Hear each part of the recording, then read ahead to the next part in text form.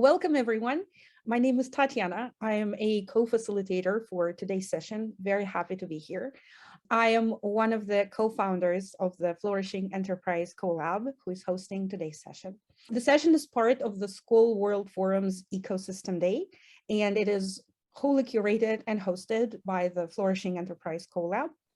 I'm in Oakland, California, and I'm going to tell you the unceded land of native Ohlone people. And I'm going to tell you a little bit about them today as a part of our land acknowledgement. Ohlone people lived in 50 tribes nations with an average of 200 people. They were hunters and gatherers, so their main diet consisted of crushed acorns, which is a very common food for Californian native people, seeds, berries, and seafood. Archaeologists think that there were about 10,000 Ohlone people before the colonization. And it's very important to acknowledge that Muwekma Ohlone tribe, it's not just history, it's people who still live there. I invite you to check out their website, muwekma.org, to learn more about their culture and activism, to honor their legacy and support their vital decolonization efforts. And I also encourage you to learn more about the people on whose land you live today and reflect on what it means for you. I also would like to introduce my fellow co-founders and co-hosts for today. We have Lori Farley, whom you've already met. She is one of our co-founders and the tech wizard for today. If you have a technical problem, if something is not working, please message Lori privately on Zoom and she will help you out. We also have here Nathan Redpath with us. Nathan, hi Nathan, yes. And I believe Justin Chu, hopefully he will be able to join. And finally, I also would like you to meet Andine, one of the leading users of the Flourishing Business Canvas, who will be coaching you during the breakout exercise where you will be using the Flourishing Business Canvas. Antony, over to you. Thanks very much, Tatiana. Hi, my name's Antony Upwood, and I'm also a co-facilitator for today's session, and I'm super excited to be here with all of you today, so thank you all for coming. I'm the originator of the Flourishing Business Canvas, and I'm also one of the co-founders of the Flourishing Enterprise Collab, who is hosting today's session. I live in the city of Toronto in Canada, and I acknowledge that I'm on the traditional territories of many nations, including the Mississaugas of the Credit, the Anishinaabe, the Chippewa, the Haudenosaunee, and the Wendat peoples. I also acknowledge that this land is covered by Treaty 13 signed with the Mississaugas of the Credit and the Williams Treaties signed with multiple Mississauga and Chippewa bands. And today we all want to ensure that this is a brave space for all of us to experience and share. So I wanted to say that I'm a non-disabled cisgendered male and my pronouns are he and him. And we welcome you to share your pronouns in the chat so we can address you appropriately. If you have any disabilities, please let us know and we can attempt to accommodate your needs. So we're all very excited to have you join us today. We know you had a lot of choices and we're hoping to excite your imagination with possibilities and give you an experience you can take home and use in your work to create impact. So we'd like you at this point to join the mural. Laurie's going to share the link in the chat. And what you'll see when you join the mural is there's a world map. So we've got people from all over the place, which is what we were hoping for.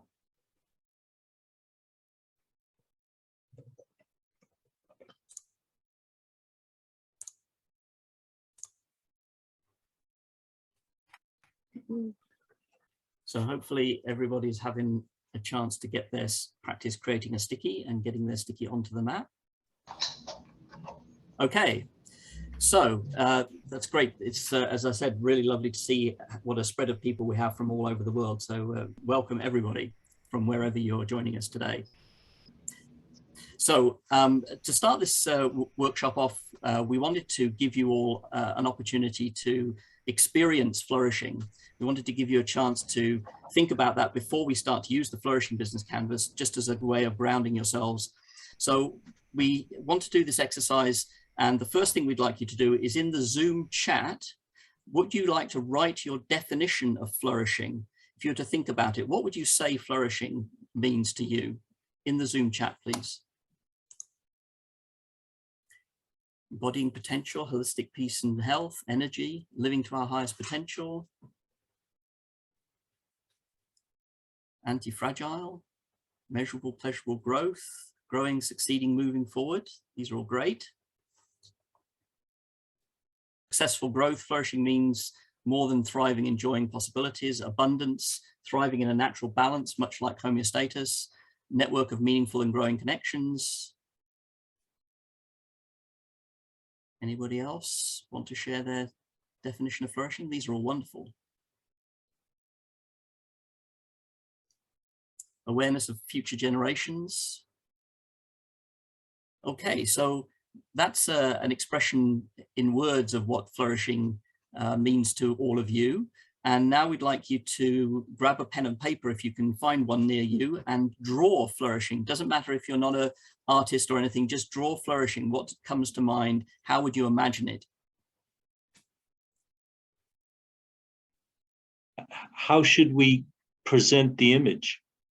It's just for you. This is your perspective on flourishing. We're just interested in you having the opportunity to reflect on what it is that comes to mind visually when you think about the word flourishing. Okay, another 10 seconds to imagine what flourishing looks like to you.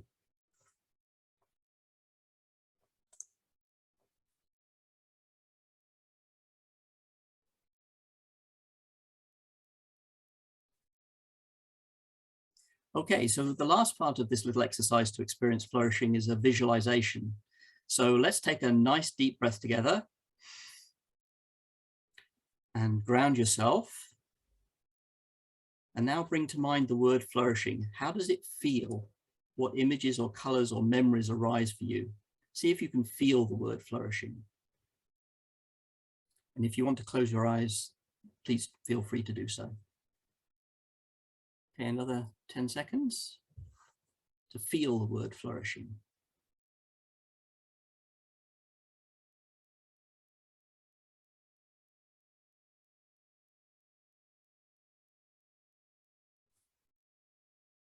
And another deep breath.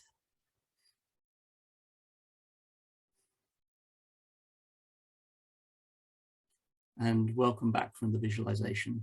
It's a fairly powerful experience for some people, so take a moment just to collect yourselves.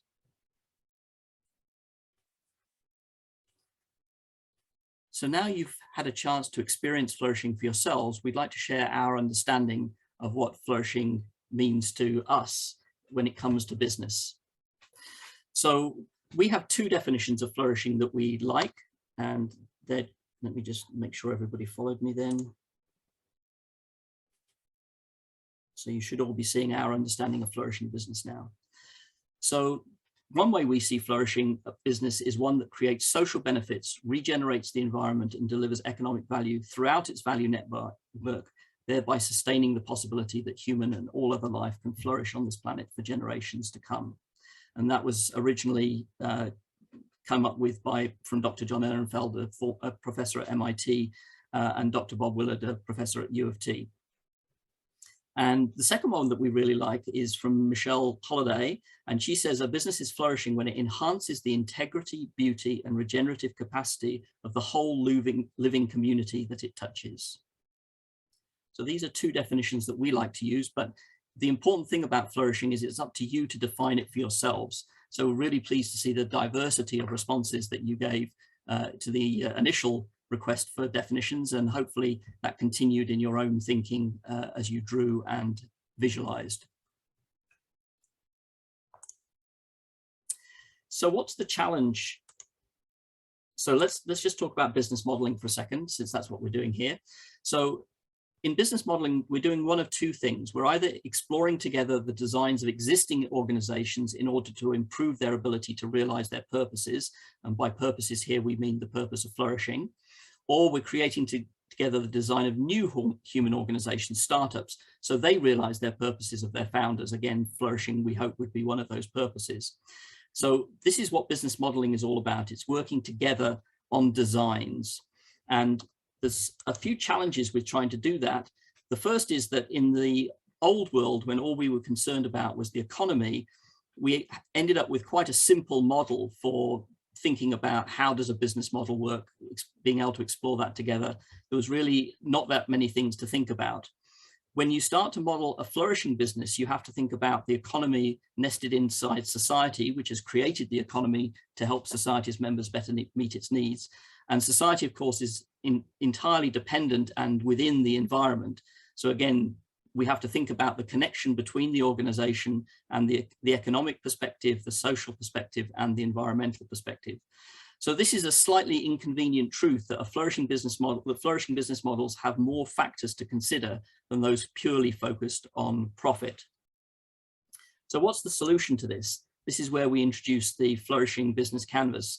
And this is a tool that embeds all the knowledge to design flourishing enterprises. So it embeds all of the economic, social, and environmental knowledge that you need in order to be able to design a business model that has the possibility to create flourishing. It provides a language for better conversation. So rather than you and other people having to negotiate on a case-by-case basis, what does a business model include, the Canvas gives you that language from the get-go. You use it collaboratively, and you'll have a chance to do that in just a moment, and you use it with stakeholders. So the idea is you would invite the stakeholders of the business into a session with a Canvas, and you'd have a conversation about the design of the business model to realize the purposes of all those stakeholders. And lastly, we hope it's visual, and we hope it's engaging.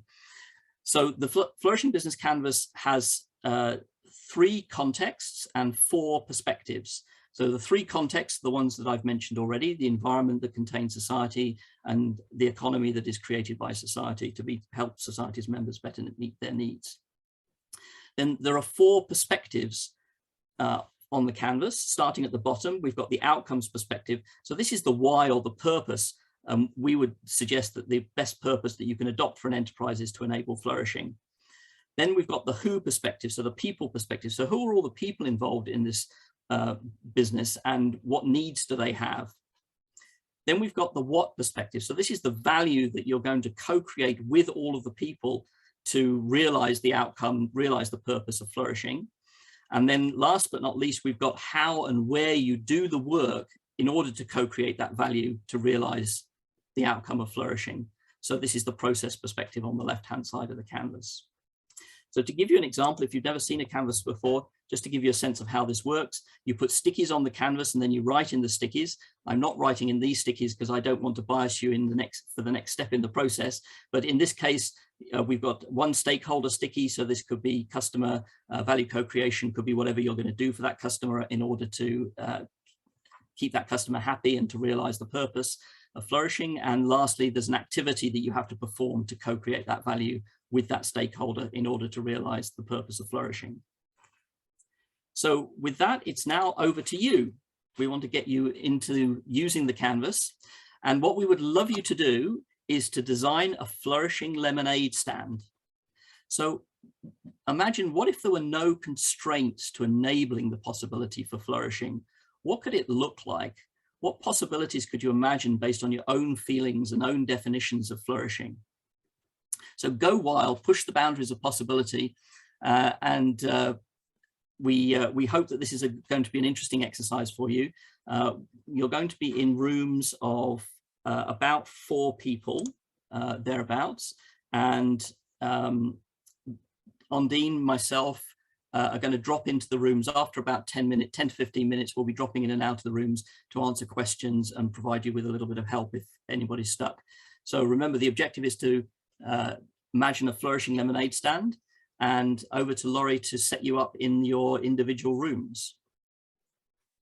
Okay, so I'm just going to randomly assign everybody to a room. You're going to be able to push a button to say, I'm going to join the room. It's going to be 30 minutes of time that you have to work on this, so plenty of time. If you have any questions, there's going to be some guides popping through. So make a note of which room you're going into, because you're going to go to your own canvas for that room, the 4 of you of you together. Any questions before I pop you in? So enjoy your time working on the flourishing lemonade stand, and we'll be popping in and out to help. Okay, so Antony, people have gone into their rooms and they're going to be starting to look at what's happening and the questions that you've asked them regarding designing a flourishing lemonade stand. What's happening right now? What are people feeling, and what are they seeing, and what are they starting to do? Well, they're starting to get to grips with the whole idea of a lemonade stand and where that might be, for example. That's an important decision because it changes all kinds of things about the supply chain. They might also just be getting to grips with the idea of flourishing some more and what does flourishing mean to them. And over the next 30 minutes, they're going to be starting to create sticky notes on the canvas to start responding to the questions that the canvas asks that will describe their business model for their flourishing lemonade stand. Yeah, that's amazing. What are some of the ways that people at first experience the canvas from like your perspective of doing this over many years?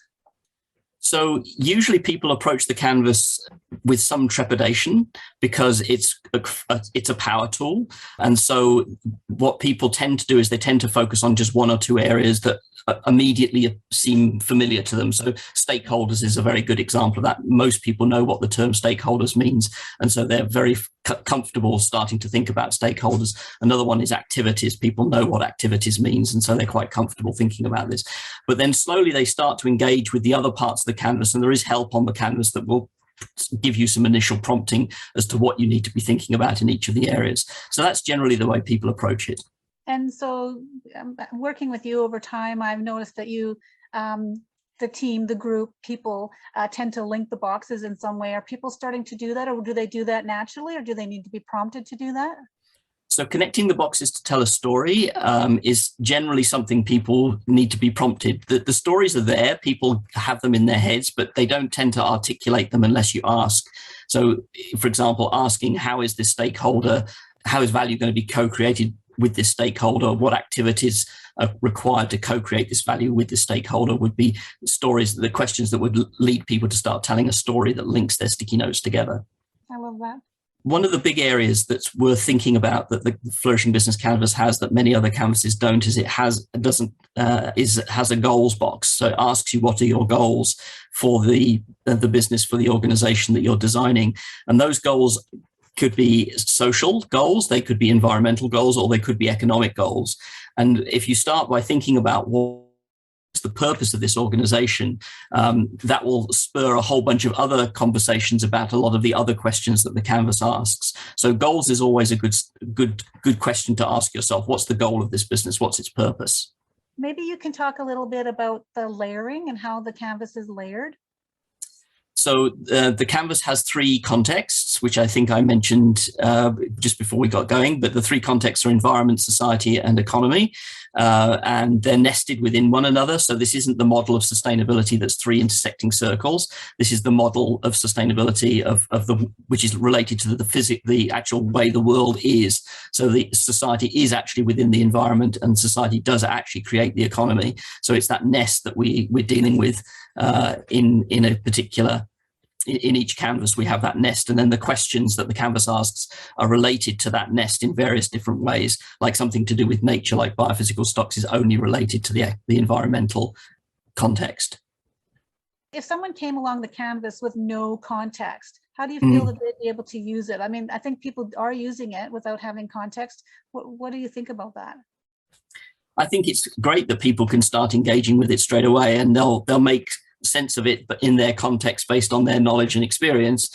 And what we find is that having a coach who's familiar with the canvas can be very, very helpful to get the most out of it. But people can definitely start using it just by themselves, or preferably in a group, because it's a tool to provoke dialogue apart from anything else. So let's talk a little bit about the tools that are around the canvas. So this session that we're doing right now with the Skoll World Forum in the ecosystem event that we're running right now, but there's other tools that run around this canvas. Maybe you want to just reflect a little bit on that so people are aware. Sure. So along with the canvas, we have a set of videos that describe, introduce the idea of flourishing business, introduce the idea of the canvas, and then actually walk you through each of the boxes on the canvas. And then in addition to that, there's a worked case study. So those are all on our YouTube channel. And to accompany those videos, we've produced an interactive guide that has a page or two of a description about each box on the canvas, as well as some other introductory materials that support the videos. And all of that material will shortly be available directly from our community platform, which we're in the process of setting up at the moment. To the extent that you can talk about them, what are some of the organizations or industries or people that are actually have been using the Canvas since its inception. So you have quite there's a lot of research behind this, and there's a lot of case studies behind the work that you're doing right now with the people that are in this session. But maybe some of the practical ways that people are using the Canvas. Sure. So there's two big categories of people who are using the Canvas. One is entrepreneurs, starting new organizations of various different kinds. Some people are starting social enterprises, some people are starting benefit corporations, some people are starting just regular, but want to be concerned about the environment and society. And generally speaking, entrepreneurs come across the Canvas through an accelerator or incubator program that they're part of, and it's the accelerator or incubator program that has signed up to use the Canvas. And we have quite a number of those in various places around the world, various incubators and accelerator programs who are using the Canvas in their programming. And we've probably overall put several thousand entrepreneurs through those programs run by these incubators and accelerators using the Canvas now. And the second group is existing established businesses. So these are businesses that have been in existence for some time, and they're looking at their strategy and thinking about what their next business model is going to look like, and work with organizations who are supporting senior leadership teams, so consultants, communities of practice that have been set up in various places. And again, we've probably put in the order of 100 or 150 individuals and probably about 30 companies through that process. Amazing. I was just going to comment now. In the video, you can see people have started to put stickies onto the Canvas, and this is the result of the conversations that people have been having. So they've been discussing what should go on the stickies. They have to agree what goes on the stickies as a group, and it's the power of having that collective agreement before you put a sticky on the Canvas that really makes the Canvas so powerful, because it gives you a shared understanding of, in the case of this one we're looking at the moment, value co-creations for this particular lemonade stand. There's been discussion about that in the group, and then people have discussion onto a sticky note.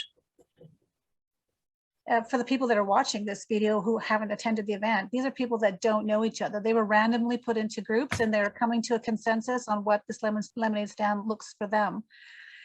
And the Canvas provides a common language to help them do that faster and more efficiently than if we just said, do a business model without a tool. Right. And maybe comment a little bit about on sort of the end result. So one of the things that these questions do is they prompt people to think about things that typically they don't think about when they're starting an organization. So goals is a good example of that. A lot of people, when they start organizations, of course, they think about the goal of being financially viable, but historically, they've not thought very much about the social and environmental goals of the business. So having a goals box on there makes you think about that. Value co-destructions is another one. Every organization is going to annoy or frustrate or actually make it harder for somebody to meet their needs. And so value co-destructions is a way of thinking about that consciously and deciding what you want to do about it. In some cases, you want to destroy value. You want to put the existing polluting business out of business, and that's going to destroy value for that organization, obviously, but you're doing it deliberately. So value co-destructions isn't a good, bad thing. It's just it's depending on your perspective. So it really gets you to think more broadly and more deeply about all the questions that the research that I did shows that are really important to think about when you're trying to establish a flourishing business. Mm-hmm.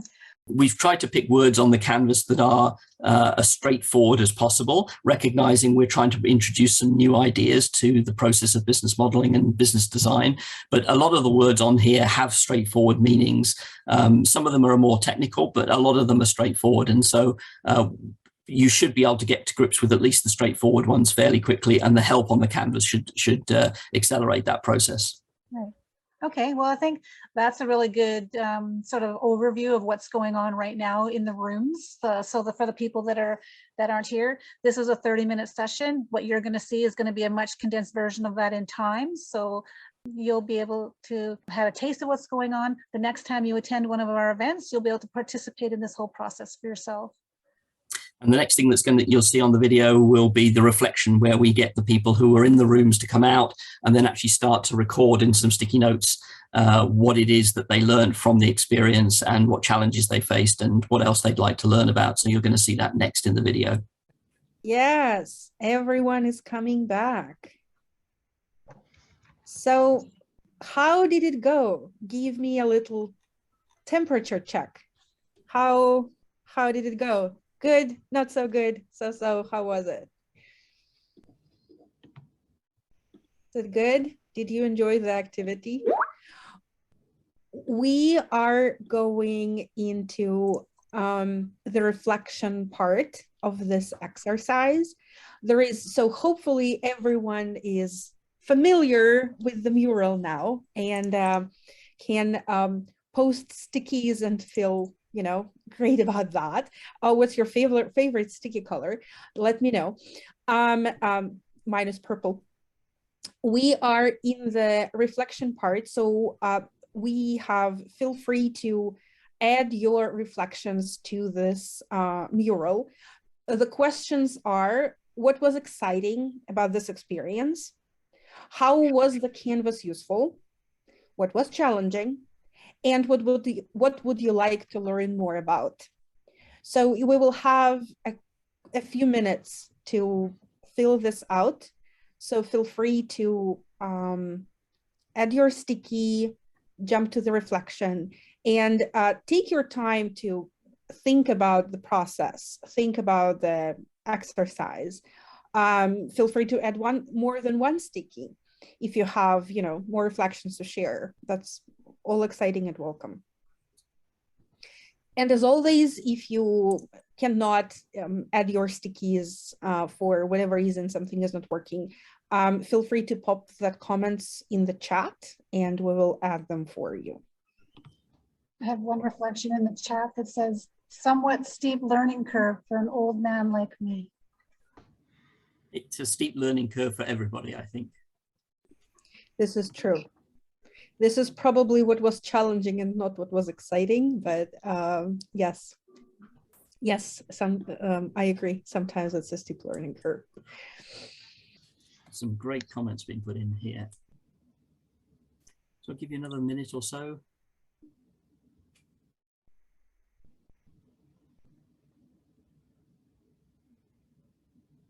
I have an idea for you guys. You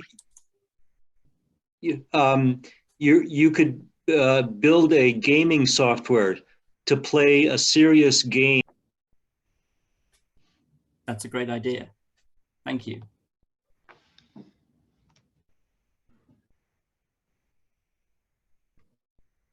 Maybe you'd like to put a sticky in the what would you like to learn more about, which is using the canvas in serious games. Yeah, I put that, it's the pink square there. Yes, got it. That knows how to do that kind of stuff. If he's still here.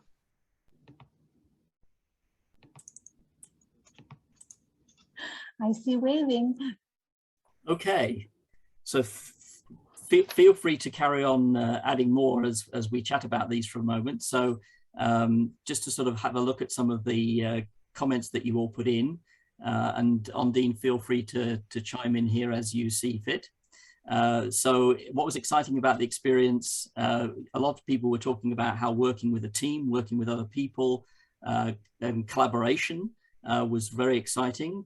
And the idea of sharing ideas and riffing out of the box was really good. Thinking out of the box, seeing ideas transformed by dialogue, dreaming, seeing small ideas grow into big ones. Some of the things that people had focused on in the reflection for what was exciting. Ondine, anything to add to that? I just thought that there were some really, really interesting ideas. I think once folks started to kind of move away from, you know, just a very transactional lemonade stand, and some of the conversation prompted that, and some of the boxes on the canvas prompted those questions. The ideas got more and more interesting. So everyone kind of started off very lemonade standy, and it was lovely to see the conversations evolve. And I think that's one of the fantastic opportunities that you have using the Canvas with a group of, is that the conversation kind of deepened and deepened and deepened as you dived in. And I think I saw some stickies for that as well. So if you can imagine doing that with a group of folks that you're kind of designing and creating with, being able to give some space to that unfolding and deepening of, wow, okay, if we unpack this layer and this layer and this layer, all of a sudden we're talking about very, very different things to a lemonade stand. Thanks, Ondine. So on to how is the Canvas useful? Leon has his hand up. Oh, sorry, go ahead. Yeah, so I'll answer that. It's a very powerful technology. To be honest, it's the second or third time that I kind of do this exercise in a couple of years, and very confusing, very difficult to use at first, very frustrating for those of us who have our minds full of a lot of things going on. But once you get it, once you start getting the swing of it and get past the initial learning curve, it's an incredibly powerful tool for collaboration and co-creation. I want to shamelessly make a pitch that I've been working very quietly for well over 2 decades, almost 20 years, have come up with a very similar model, very aligned with the bubbles. If you imagine what you said about the economy being embedded, business being embedded in economy being embedded in society, I would add society being embedded in polity and politics. I think it's very important to have the political element, because in a free country like the United States, you can collaborate, but in North Korea or China, it's exactly the opposite. People are not allowed to speak. They're not allowed to collaborate in many cases. So I think the political element, and then you have the environmental, and then underneath that all, beyond a materialist worldview, you have the spiritual and the moral, the psychological, the moral, and the spiritual element. So the canvases that I've been working on add those elements, and in addition to that, they're all designed to plug into social media like technologies, something like Facebook or LinkedIn, but that takes it to a whole other level, so that we can as rapidly as possible enable millions to tens, even hundreds of millions of people to use this kind of technology in schools, in entrepreneurial programs, in MBA programs. So I would love to connect and collaborate with you all and with anybody who resonates with what I'm saying. That sounds extremely exciting, Leon. And I agree with you that there are many other contexts that you could think about in relation to business. One of the choices that I made when I designed this was to focus very much on the organization. And that was the sort of lens that I was looking through. But I agree with you, questions of power are extremely important. So there is a governance box on the canvas, which is there to help you think about power relations. In terms of basic understanding of human needs, we have a needs box on there as well, which allows you to think about some basic needs, which will cover off some aspects of some of the things you were just talking about, but certainly not all of them. Thank you for sharing that, Leon. And yes, we'd love to have a conversation with you afterwards. That would be lovely. Cheers. We have your email address because you registered, so we should be able to get a hold of you without problem. So just to look at some other things about how the canvas was useful, several people said it makes you think about things that you wouldn't normally consider, like more than just the bottom line, and walk you through considerations you wouldn't normally have thought of. And that's the power of having the language presented to you. The language was built on a lot of research. So we would like to claim that this is a necessary and sufficient set of questions to design a business model that enables the possibility for flourishing. And so we're hoping that that brings together a lot of knowledge and means that you don't have to go off and do all of that work yourselves to figure out what the important factors are. Ondine, do you have any other comments on this? Okay. And you also had things about allowing you to collaborate without hierarchy, which is also very helpful. Again, having the common language there democratizes this process to some degree. because you've got that language already presented, and everybody's working with the same language. So moving on to what was challenging. So the Mural platform, yes, if you've never used Mural before, Mural can be a little bit challenging. So thank you for sticking with us, and thank you for working through the learning curve. We realized at a few points that we need to step backwards and rethink original decisions. So this is completely normal. It's a very iterative process. As you fill in one box, you realize that something about another box there's an implication. And so having it be iterative having an iterative approach is very, very normal.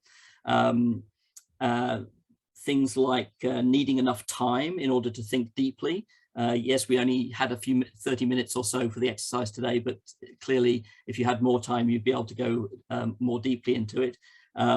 There's no consideration for whether this business is feasible. And I noticed a question in the what would you like to learn more about testing. So I think, Ondine, you're in the best position to respond to those two points. Yeah, so I think, of course, when we design or capture a business model, unless we are capturing what we call a current model.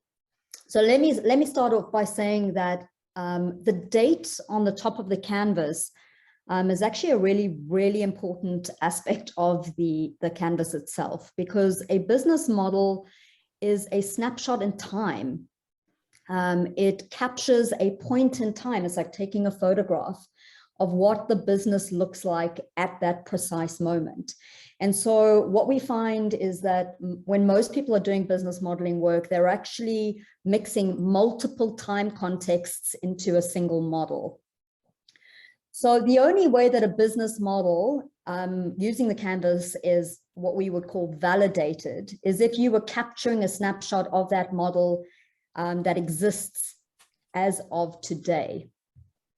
But anything that you're designing past today is based on assumptions.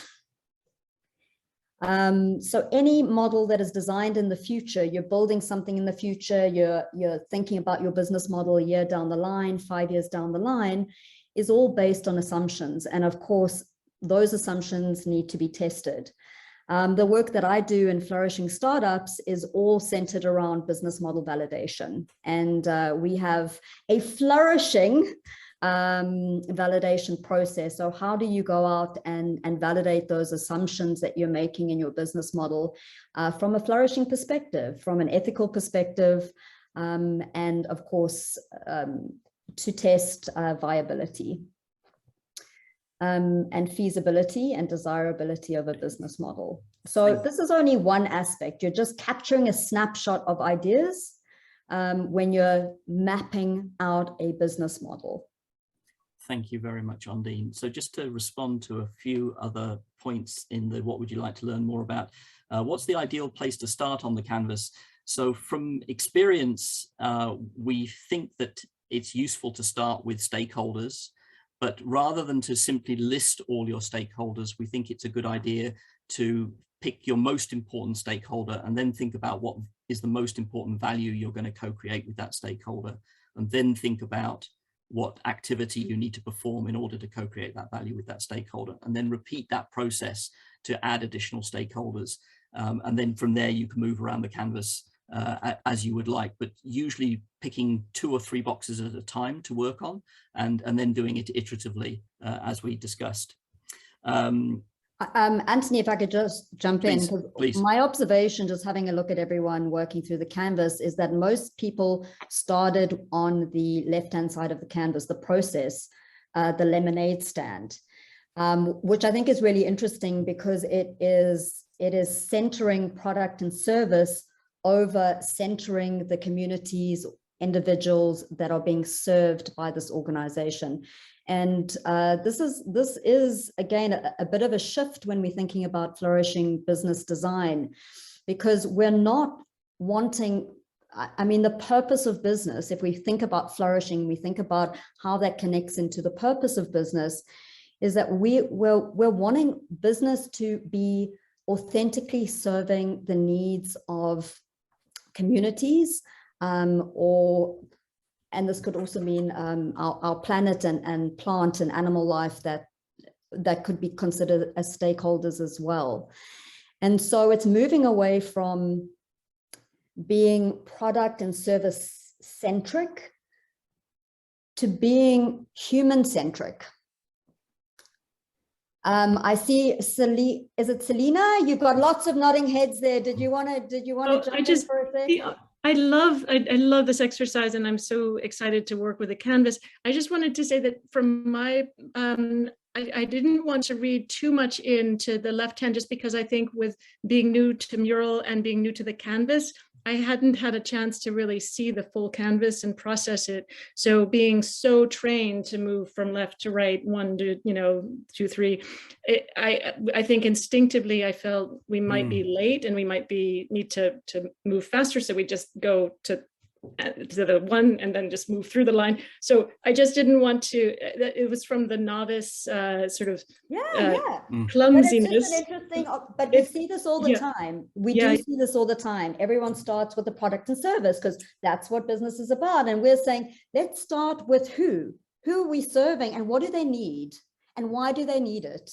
And then the products and services shape itself out. And that I think that act alone enables the possibility for flourishing business design. It's beautiful. I love it. And I love where you're going. And I think the goal, like having that goal to, really, where do we want to be? And then filling everything is a nice way to think about it too. Thank you. I have a comment about that. Please. Though. Well, I think that for many people, if people are honest with themselves, one of the critically important things people want to know is, why am I spending time to design a business model? What value does it have for me and my family? And that might be one of the reasons why people start, over on the left-hand side.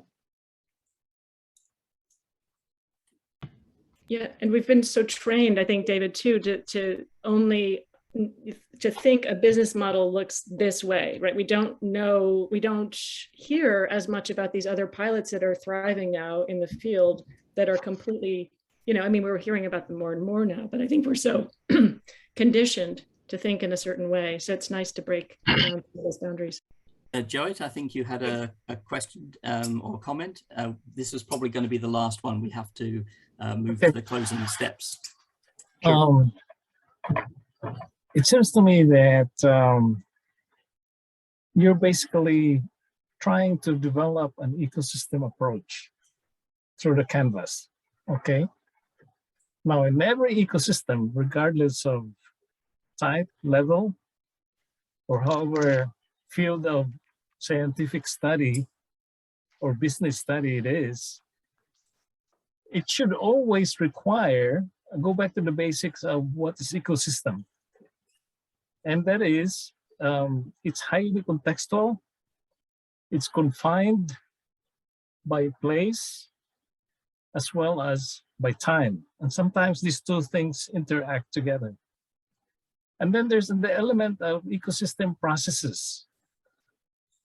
And we know that the basic categories of ecosystem processes are decomposition, production, nutrient cycling, and flow of energy.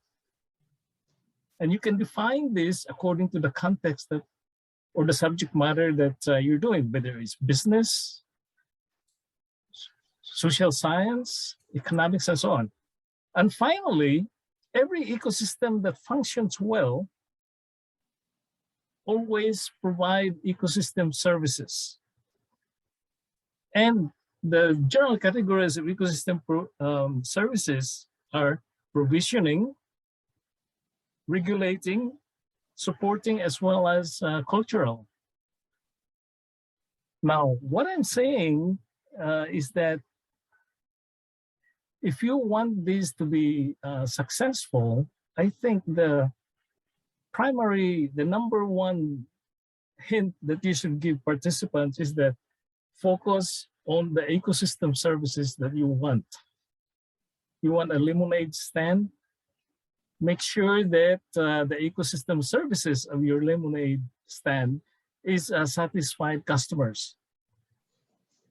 Is it the satisfaction of the customers equated with income generated by the stand, or is it using it as building a community of satisfied customers, or very focused on maximizing lemonade that has been grown in an orchard that has been abandoned, it's no longer flourishing. Thank you, Joe. As you notice, I'm kind of struggling here because I do community gardening. And what I found out is that community gardening can be a business model because it is 101% an ecosystem. Mm-hmm. Yeah. All right. Absolutely. And if we had a little more time, we could get into how we would approach that with the canvas, with the ecosystem services and biophysical stocks to deal with the ecological side, and then there is actually needs. I recently participated in evaluating permaculture game, and very similar to this. Okay. The only difference is that it uses cards. You have to write down the concepts and so on. But this one is very graphical, and definitely you have very good potential here in terms of applying it to other fields of ecosystem approach. Absolutely. Congratulations. It's a very good game. Thank you very much. We'll follow up with you on the game idea. Just before, I just want to finish up now. Thank you all very much for all of your feedback, and it's all very helpful. I would just like to ask who put the, if you're still here, who put the potential synergies and collaborations with Uplift? Who put that sticky there? Leon. Okay, thank you very much, Leon. We'll follow up with you on that. Okay, so let me close. We have two steps. First of all, some invitations, and then some opportunity for you to give us some feedback on how the workshop today worked. So if you'd like to learn a little bit more about the Canvas, then we have our website. We have videos about introducing the Canvas and introducing every box on the Canvas on our YouTube channel. You can, if you want to use the Canvas, send us an email to inquire@Flourishing Business. Again, if you want to receive news about our next course, you can also email us. And we're very excited that we're just starting our new community platform for people using the Canvas. We're in the very early days of this, but if you'd like to come and help us kick the tires on our new community, then you can join us at community.flourishingbusiness.org. I just want to make it clear that if you want to click on those links, there's some really tiny boxes over to the edge. You can see some little arrows that'll take you to those places. Okay, so last but not least, your chance to give us some feedback on how we did so we can make this better for people who come to workshops like this in the future. So there's two questions. What did we do well, and how could we do better next time? So what advice would you give us? If you'd like to put some stickies on. And while you're doing that, I just wanted to thank you all for participating today. Thank you all for coming and taking some time. We know that you had many, many choices in the ecosystem forum at the Skoll conference. So we're very, very happy that you chose to spend your time with us. So thank you all very, very much. Anybody would like to share out loud as well as responding to this with stickies? That'd be lovely. Well, I think it can get lonely out there as you're trying to build these new business models. And so I think it's just wonderful to have these moments of collaboration and to know that you're not alone trying to lift this thing, because it's a very, when you're trying to build something new, obviously, it's great to have all new refreshing ways to think, and also just the support and collaboration. So thank you. And thank you. I would add as a future vision, maybe even a short-term, medium-term vision, is trying to, based on what Selena just said, build physical groups in different parts of the world where people can connect with each other. Say people in Toronto, anybody working with us in Toronto, get together, anybody in Bolivia, get together, and start stimulating the physical get-togethers, because as powerful as technology is, face-to-face is even more powerful. Couldn't agree with you more, Leon. Somebody said publishing business models that have been done. So in our YouTube channel, there is a walkthrough of a complete case study. So if you'd like to go and look at the case study on our YouTube channel, that would be one place to go. And we do have others. It might be fun just to see. I don't know if it's possible to send out a copy of the Canvas so that we can just see what other groups did for their, just to learn how people are thinking about this. I don't know if that's something that's available or not, but I don't think I ever really saw the other. So you all have access to all the rooms, and this mural will be here for several weeks. So you're more than welcome to revisit the mural and go and have a look at what other groups did. That would be very interesting. Thank you, Selena, for that suggestion. Okay, that's time. Okay, well, thank you all again very much for attending. Thank you for your feedback so that we can improve this going forward, and have a great time at the other events in the Skoll World Forum's Ecosystem Day.